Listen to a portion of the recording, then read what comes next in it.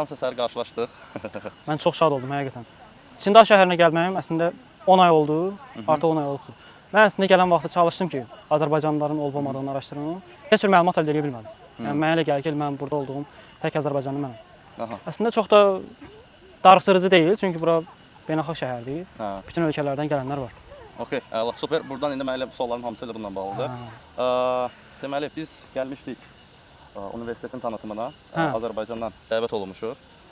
Gəldik universitetin tək işlərini eləyək və yol boyda indi bizim burada Çinli partnerlərimiz var. Onlarla danışan deyirik ki, bir heç olmasa Azərbaycanlı tələbə olsaydı super olardı ki, onlarla bir söhbət eləyək, danışaq. Dedilər ki, mümkün deyil. Çətindir çünki dərs müddəti deyil, heç bir tələbə burada deyil, tapa bilməzsiniz falan. Şans əsəri universitetdən içəri girəndə sizi gördük. Görən kimi adam tanıyır Azərbaycanlı. Elədir, həqiqətən. Çox xoş oldu. Mən istəyərdim ki, bir-iki sual verək sizə. Cavablayasınız. Çünki Çində təhsil bir Azərbaycanlı üçün çox yeni bir informasiyadır. Yenilikdir və bu yeniliyi edənlərdən ilk kişilərdənsiniz. Bununla bağlı istəyərdim ki, danışaq, söhbət eləyək, ümumi Çin haqqında məlumat verəsiniz. Öncəliklə qısaca özünüzü təqdim edə bilərsinizmi? Bəli, təbii ki. İlk öncə hər birini salamlayıram, izləyicilərimizi də salamlayıram. Mən Qəhrəmanov Ömər, əslən Ağcabədi rayonundanam. Nə gözəl. Bəli, gözəl gününüz olsun. İçinə gəldiyim, dediyim kimi, sadəcə 10 aydır, artıq birinci ilini bitirdim. Mən magistr oxuyuram burada, beynəlxalq hüquq üzrə. Bəli, oxumağım təqaüdləndir, yəni heç bir ödəniş etmirəm, nə yataqxanada qalmaq üçün, nə təhsil üçün. Free education, free accommodation. Free dormitory, hər şey təqaüdün içindədir və ona görə də Çin əslində digər ölkələrdən məncə elə bu təqaüdünə görə fərqlənir. Super. Tələbələr üçün çox köməkçil olurlar. Tələbənin heç bir sıxıntısı olmur burada. Çünki dediyim kimi ödənişlərin hər birini qarşılayır, hətta sığorta pulunu da qarşılayır və təbii ki, tələbələrin göstəricilərinə əsasən aylıq stipendiya da verilir. Hansı ki, bu 800 manata yaxın stipendiya verilir aylıq. Super. Aylıq. Pul məsələlərinə gələcək. Bütün Azərbaycanlının önəmli məsələsi pul məsələsi gələcək. Öncəliklə bəsit suallardan biri, nəyə görə Çini seçdiniz? Çinə gəlməklə bağlı qərarımı əslində sosial şəbəkələrdə Çinlə bağlı məlumatlar əldə elədim. Təbii ki, digər tələbələrə də tövsiyə edərdim ki, bura gəlməzdən əvvəl, ümumiyyətlə ölkə xaricinə çıxmazdan əvvəl həmin ölkə ilə bağlı gərək ki, bir araşdırmalar etsinlər. Yəni Çinin sosial şəbəkələrdə, digər dost tanışlardan da eşitdiyimə görə Çin, yəni bu sadəcə bir mif deyil. Deyilən budur ki, Çin 2050-ci ildə yaşayır. Mən bunu görmək, şahid olmaq istəyirdim. Çünki Çin həqiqətən çox inkişaf etmişdir. Dünyanın ən güclü iqtisadiyyatına sahib olan ölkələrdən biri Çindir və digər güclü ölkələr də iqtisadiyyat baxımından Çinə həsəd apardığından mənim məskənim Çin oldu. Mərkəzində olmaq istədiniz. Çox yaxşı. Biraz dərslərlə bağlı. Dərslər və professorlar necədir? İngiliscələri normaldırmı? Anlaşma yaşaya bilirsinizmi?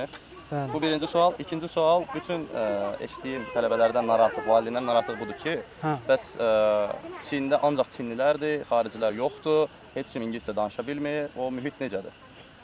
Əslində mən deyərdim ki, dil məsələsi, Çin yəni inkişaf etmiş ölkədir, onların xarici dili öyrənməyə o qədər də ehtiyacları yoxdur. Amma buna baxmayaraq Çinlilər çox çalışqan olduğuna görə ingilis dilini mən deyərdim ki, elə Azərbaycanlılar qədər, yəni Azərbaycan Bakıda necə ingilis dili istifadə olunursa, Çinin digər şəhərlərində də o cür ingilis dilindən istifadə olunur. Mənim dərslərim ingilis dilindədir, professorlar özləri.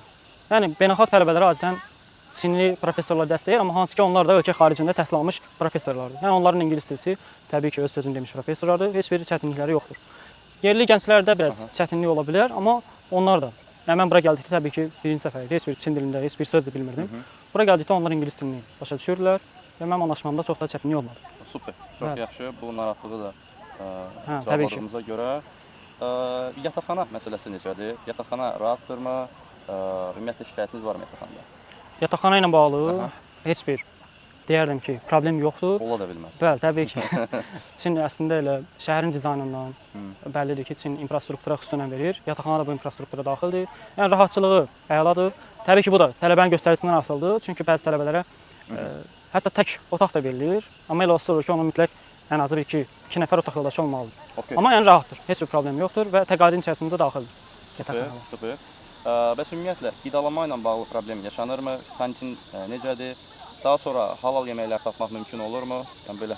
Bəli, mən deyərdim ki, bir Azərbaycanlı olaraq mən də bura gəlməzdən öncə bu yeməklərlə bağlı yəni düşüncələrim fərqli idi. Bəzi miflərə mən də aldanmışdım ki, içində halal yemək tapmaq çətindir. Nə bilim, qurbağa yeyilir, it yeyilir. Bura gəldiyim ilk həftədə uşaq dostlar hər biri salam da mənə zəng vururlar ki, bir göstər görək orada nə yeyirsən, it pişikdən nə var, nə yox. Amma bura gəldikdən sonra tam başqa bir situasiya ilə qarşılaşdım. Hər bir universitetin öz kantini var. Buradakı Çinlilərin özləri də həmin kantində yeyirlər və kantinlərin bölgüsü var. Müsəlmanlar üçün, yəni halal ərzaqların satıldığı kantin tam başqadır. və o da yəni universitetin binasına, kampusuna tam yaxın ərazidədir. Hətta şəhərin mərkəzindədir. Çünki buraya gələn xaricilər çoxdur. Məsələn, Ərəbistandan var, Qətərdən falan var. Onlar da müsəlman olduğuna görə, onlar da buraya gəldikdən sonra müsəlman kafeləri açıblar, restoranlar açıblar. Yeməkdə heç bir problem yoxdur. Hətta buranın yeməyi müsəlmanlarla bağlı yeməklər Azərbaycan mətbəxindən mən deyərdim ki, hətta zəngindir. Çünki Türkiyədən gəlib restoran açanlar var, Ərəbistandan var. Sözdə qüvvət başqa heç biri ilə bağlı nəsə komment bildirmədim ki, yönləndirmiş kimi olmuyor. Tabii. Amma sırf yemək məsələsinə mən də toxunmaq istəyirəm. 10 gündür buradayam. Yəni elə bir şikayətimiz yoxdur. Düzdür, oteldə filanda biraz çətinlik sizin üçün ola bilər. Amma hal-hazırda kampusdakı kantinlər bağlı olduğu üçün bizi qonaq elədilər. Kampusun həmən çıxışında Uyğur restoranı var. Hə, Uyğurları heç bildirməmişəm. Uyğurlar yəni Uyğur Uyğurlar yəni türkləri. ümumiyyətlə Azərbaycan mətbəxi, bütün türk mətbəxinin yəni mərkəzi Uyğurlardır deyə. Təbii ki. Yəni çox orijinal yeməklərinizi dada bilərsiniz. Öz yeməklərimizi çox belə dadlı şəkildə. Bu dəqiqədə elə yeməkdən gəlirik, çox məmnunuq bizdə. Bəli, kababından tutmuş bütün çeşid müsəlman yeməklərini tapmaq olur. Heç bir problem də yoxdur. Super. Çox əla. Bəs gələk ümumiyyətlə bu yeməkdən də danışmışlar, yeməyə xərclənən pul, ümumiyyətlə lazım olan aylıq xərclər filan. Əvvəlcə